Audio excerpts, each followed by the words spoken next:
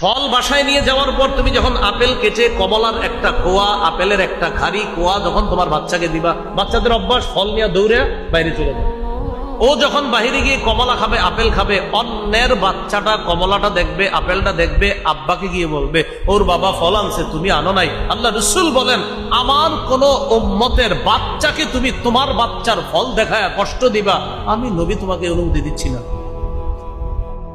তাহলে হুজুর কি করব?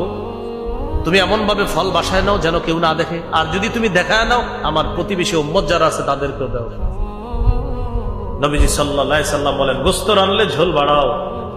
হুজুর কেন ঝোল বাড়াবো? গোশতের ঘ্রাণে সবারই খাইতে মন চায়। আপনার মন চায় না? আর আমার তো মন চায়, সবারই মন চায়।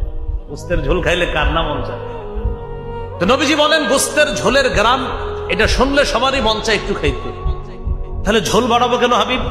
তুমি যদি প্রতিবেশীকে গোশত দিতে নাও পারো, অন্তত ঝোল পাঠায়া দিবা যেন ঝোলে ভিজায় ভিজায় রুটি খেতে পারে, ভাত খেতে পারে, যদি গোশত দিতে না পারো। আর যদি বলো না প্রতিবেশীকে দিবা না, এমন ভাবে গোশত ইলিশ মাছ রান্না করতে হবে যেন এটার ঘ্রাণ বাহিরে না যায়। প্রতিবেশীর হক।